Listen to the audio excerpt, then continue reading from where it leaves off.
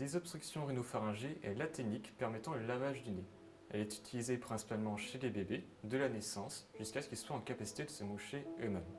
Cette technique consiste à introduire du sérum physiologique dans les narines du bébé pour déboucher les fosses nasales. Pour le confort de l'enfant, il est important de déboucher le nez. Cela peut être réalisé plusieurs fois dans la journée, selon les besoins. Il est conseillé de le faire avant les repas et avant d'aller dormir. C'est un geste qui est utilisé dès que l'enfant est enrhumé, lors de rhinopharyngite isolée ou associée à une bronchiolite aiguë, par exemple. Cette technique est réalisée par le thérapeute, mais peut également être exécutée par les parents. Le kiné est donc habilité à les former.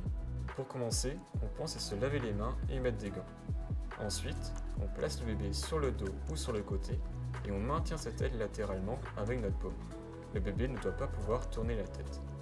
On place le pouce sous son menton, à la base de la langue, pour fermer sa bouche et remonter la langue sans qu'il ne se morde.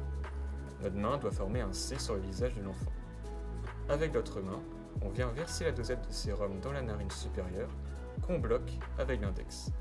On observe si le bébé a bien expulsé les sécrétions par sa narine, puis on essuie les sécrétions. Il s'agit de la DRP antérograde. On répète la manœuvre de l'autre côté, de la même façon, puis on relève le bébé et on essuie de nouveau les sécrétions. On peut également forcer le bébé à renifler et ainsi induire une DRP rétrograde. En fermant la bouche, on va forcer le bébé à inspirer par le nez, ce qui va lui permettre d'avaler ses sécrétions.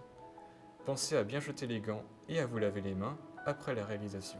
Une fois la DRP réalisée, l'enfant est en capacité de manger et de boire. Visuellement, le nourrisson ne présente pas de signe de détresse respiratoire.